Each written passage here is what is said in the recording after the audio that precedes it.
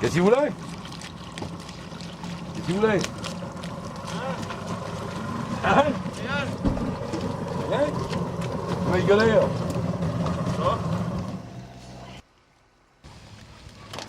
Tu as toujours travaillé à Port-Blanc, René?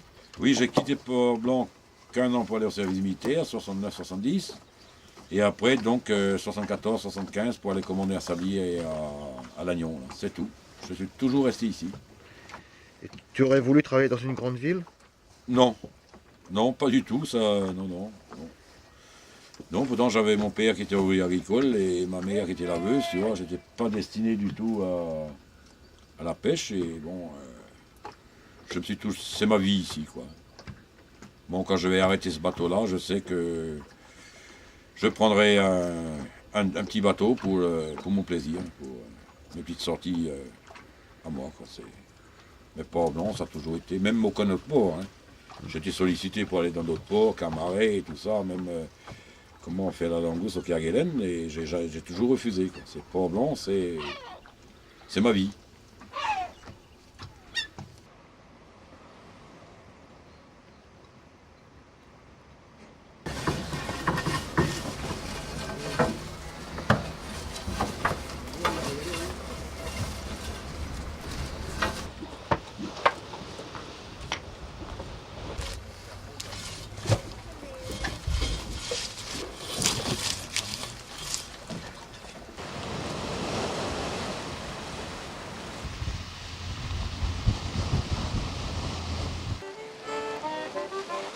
Ce rocher pointu qui domine la mer a pour nom la Sentinelle, parce qu'autrefois un matelot se hissait dessus pour surveiller le large.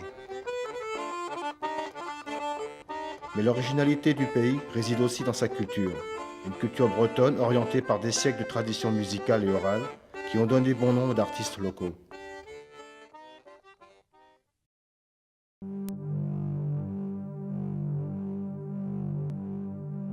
La côte du Trégor a connu 3 marées noires, la première en 1967, ensuite en 1978 et la dernière en 1980. J'ai filmé celle de 1980. Le vendredi 7 mars 1980, une nouvelle terrible annonce qu'un pétrolier malgache du nom de Tagno s'est cassé en deux à 50 km de la côte du Trégor.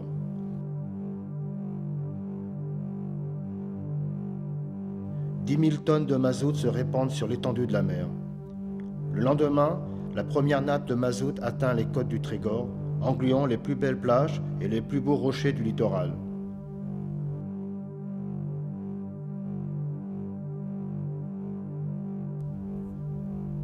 Un travail pénible commence pour les habitants et les militaires réquisitionnés dès les premières heures.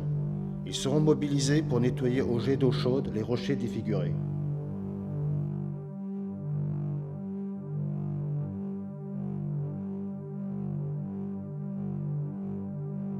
Le mazout du pétrolier est un produit raffiné, un produit mortel qui adhère au rocher et pénètre le sable anéantissant tout sur son passage. 700 oiseaux seront sauvés, ramassés vivants sur la côte, mais 40 000 périront englués dans l'épaisse couche du mazout du Tagno.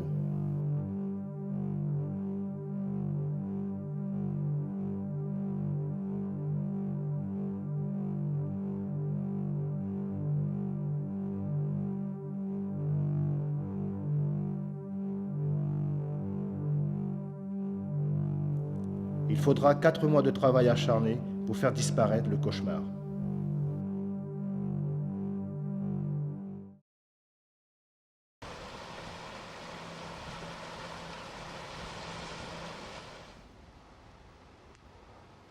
Saint-Gonval est un lieu-dit proche de Port-Blanc.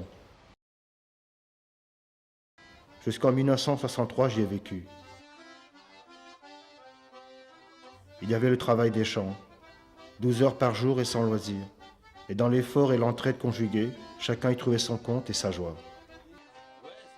Aujourd'hui, les terres sont en friche et la petite maison est devenue un lieu de vacances. En hiver 1998, j'y passe faire un tour et je me renseigne auprès de la voisine. La maison est inhabitée? Pour l'instant, oui. Mais en été, elle est là et elle habite en Belgique habituellement. Elle a acheté ça pour ses vacances.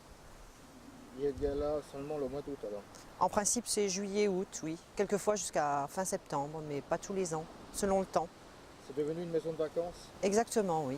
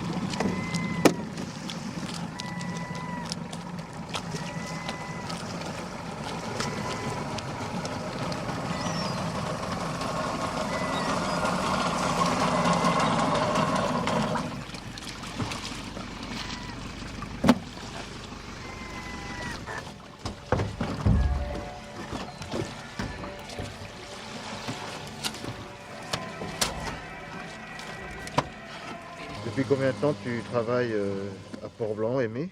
Depuis le 29 mai 1964 que j'ai commencé sur Saint-Jean-Bosco à Jean-Tanguy. Le lendemain de mon certificat d'études. Et tu as acheté un bateau depuis? J'avais donc quand Jean avait arrêté en 74, j'étais parti commander un sablier à Lannion, 1 an. Et là, entre-temps, j'avais acheté un petit bateau de 4,30 m. Et comme je suis sablier, je n'aimais pas ce métier-là, j'ai commencé la pêche le 28 février 75 avec mon petit bateau.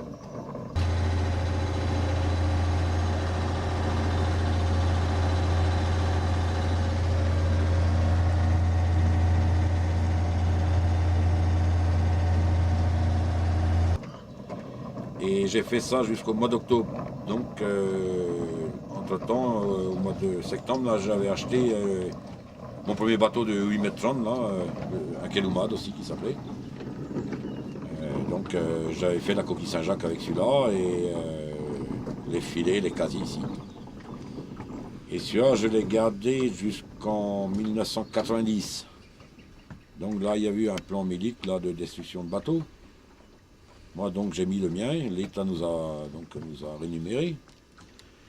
Et j'ai réussi à sauver ce bateau-là. Il est dans une colonie ici au Port-Blanc, au Pervenche. Et là, celui-ci, ce bateau où on est actuellement, je l'ai acheté donc en 91 à côté de Saint-Nazaire, à Pierre-Sur-Mer. Bon, j'ai été. On a fait un chargement de paiement. Ça va que ça vienne? Oui, bon, pas de boule, non, Dieu. Il n'y a pas de boule, le courant tombe pourtant un peu maintenant. Ah oui, merde alors. Il y a un débrouillement là. Ouais, j'avais pris dehors avant-hier, là, pour 2 ou 3 raies, là, puis j'ai eu pas mal de paiements. Vous savez, hein, bon, il y a du jus, la houle, c'est là. Et là, donc, mon fils est venu avec moi. Lui, il a fait 3 ans d'école de pêche, et puis il est venu avec moi.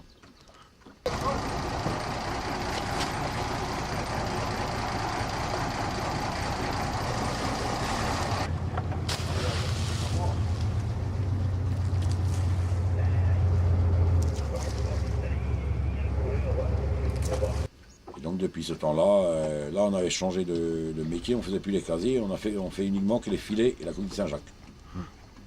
Ça pardonne pas quoi. Ouais, bon, on a eu 3 raies des acharnements de du boulot, quoi. Ouais. Bon, c'est bien. Ça te confirme pour cet après-midi, là.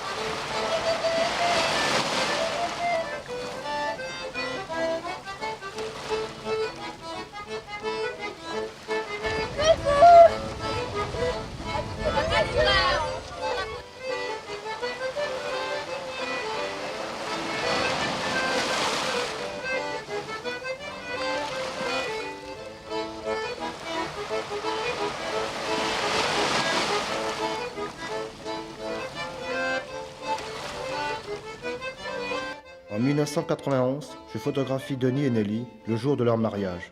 Le jeune couple a depuis quitté le Trégor pour une autre destination. Denis, je t'ai fait tes photos de mariage en juin 91. Depuis que tu as quitté le Trégor, tu vis où aujourd'hui? Actuellement, je suis en Haute-Savoie. Depuis, ça fait 7 ans. J'ai quitté la région en 1991, peu de temps après que je me suis marié. Puis je travaille là-bas également, quoi. Tu aurais préféré travailler ici? Oui, c'est sûr, oui. Et tu essaies de revenir ou pas? Disons que j'avais espoir de revenir, mais vu la conjoncture actuelle dans la région, non, je ne fais pas d'illusions, quoi. Et en Haute-Savoie où tu es là, tu te plais bien? Oui, je me plais, oui. C'est bien. Et avec ta petite famille, vous revenez chaque année en vacances chez tes parents alors? Oui, on revient une fois par an, oui. C'est dommage. Quel genre de travail tu fais là-bas à Cluse? Ben, je suis dans la mécanique de précision. Je fais des pièces pour l'automobile. Et quand tu retournes à Cluse, t'as pas une nostalgie du Trégor? Oh, si, généralement, si, un petit peu quand même. Pendant quelques jours, puis après ça passe. Tu as trouvé que le Trégor a changé depuis que tu es parti? Oui, il a changé beaucoup quand même, oui. Il y a beaucoup d'usines qui se sont installées, puis des magasins. Depuis que ton mariage, qu'est-ce qu'il y a eu de nouveau dans ta vie? Ben, j'ai 2 enfants maintenant. Oui, Un gamin de 6 ans et un petit de 10 mois. oui, oui. Et là-bas où tu es, il y a des gens aussi du Trégor qui travaillent avec toi? Oui, il y en a beaucoup, oui. Oui, des gens de ce coin ici, Penvenant, Louannec, un peu partout, quoi, dans le Trégor. Et depuis que tu as quitté le Trégor, tu te sens moins breton ou plus breton qu'avant? Ah, je me sens plus breton. J'apprécie plus la Bretagne depuis que je suis parti. Oui. Je me rendais pas compte de la chance que j'avais de vivre sur une côte merveilleuse. Puis maintenant que je suis parti à 1000 km, ouais, je me rends compte que ça vaut le coup de vivre ici, quoi. Mais malheureusement, on ne peut pas tout avoir. Et quand tu auras vécu assez longtemps là-bas, tu penses revenir ici? Je l'espère, mais c'est pas sûr. Vu que mes enfants sont nés en Haute-Savoie et qu'ils ont vécu toute leur jeunesse, peut-être que je resterai à côté d'eux si je peux. Je ne sais pas encore. Pas décidé quoi. Pour l'instant, non. J'aimerais bien, mais ça, c'est l'avenir qui me le dira. Oui.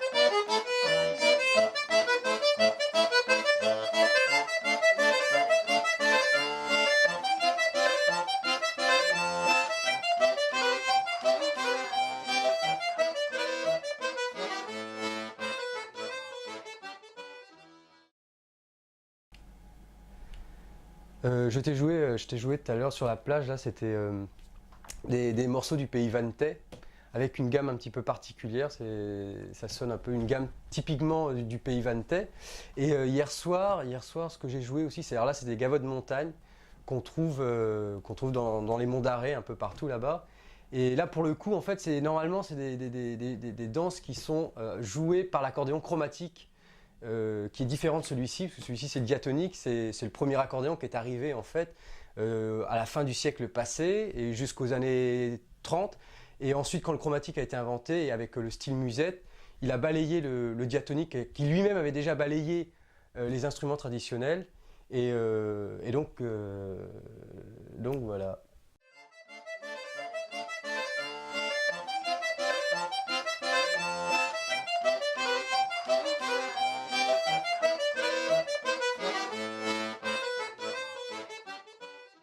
Tu te produis en public, Sylvain?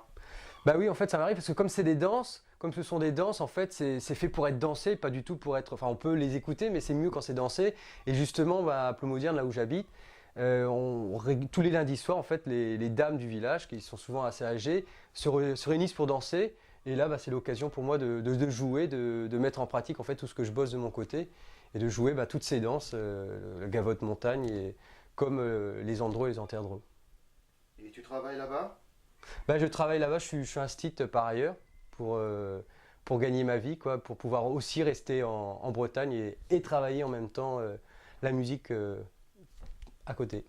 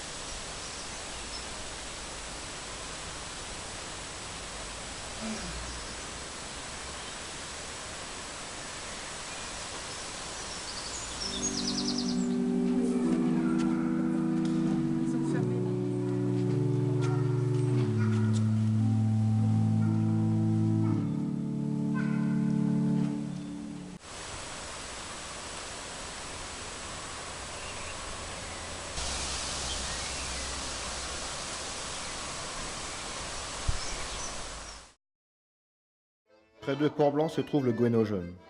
Guénojeune veut dire sentier. C'est un pub breton au lieu Patrice du Tout. On y boit de la bière bretonne et tous les mardis soirs, des musiciens du coin viennent faire un bœuf. Au départ, Sylvain et Roseline, sa compagne, découvrent ce lieu traditionnel qui avait été auparavant un café-épicerie.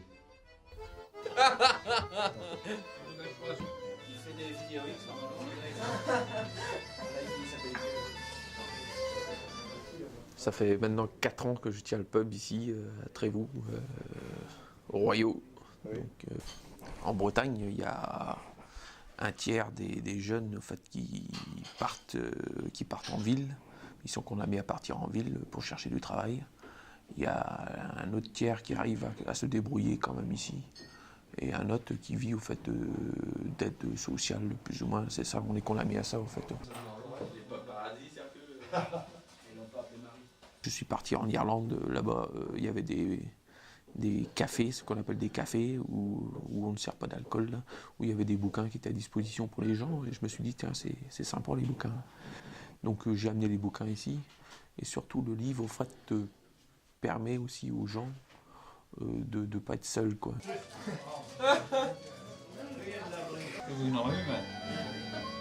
Vous aimez bien venir au Guénojeune alors?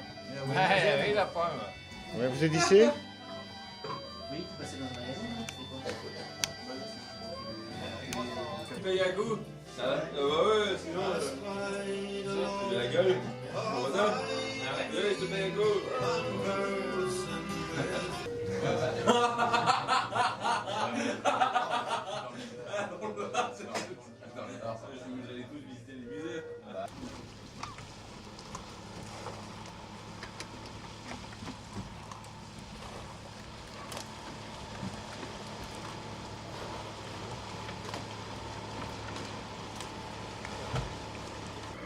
Et l'avenir de la pêche, alors tu la vois comment? Bah, je la vois pas très bien, l'avenir de la pêche là. Bon, avec l'Europe, on a tous peur de l'Europe. Et il y a beaucoup de restrictions aussi dans la pêche maintenant. Bon, la ressource diminue, surexploitation, du matériel de plus en plus performant. Pour les jeunes, je vois mal, quoi. Je sais pas. Tous les bateaux, tous les marins pêcheurs sont bridés par les charges sociales, comme dans toute entreprise, c'est sûr. Hein. Mais je ne vois pas. Dans quelques années, je pense que ça va être très dur, quoi.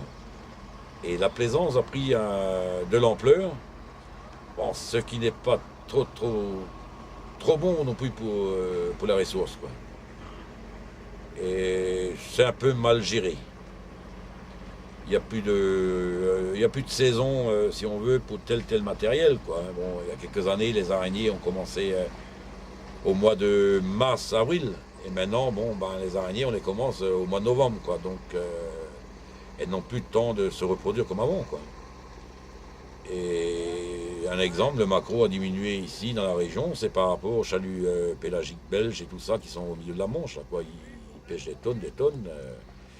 Donc, moi, je vois pas... Je crains un peu pour l'avenir de la pêche pour les jeunes.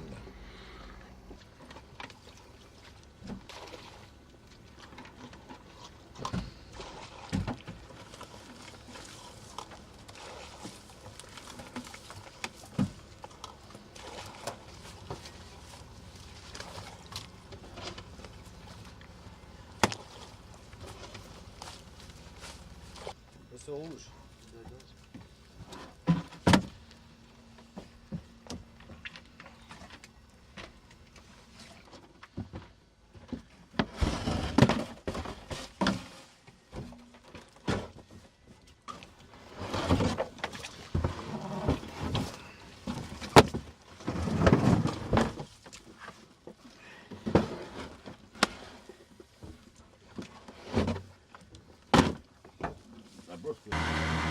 Erwan, tu as toujours travaillé avec ton père? Oui, j'ai travaillé tout le temps. Depuis l'âge de 15 ans, j'ai travaillé avec mon père. Tu travailles toute l'année avec lui alors? Ouais, toute l'année. L'été, le poisson et l'hiver, les coquilles Saint-Jacques. Et tes loisirs, comment tu les passes, Erwan? Ben, mes loisirs, j'en ai pas de loisirs. C'est plutôt bon, un boulot.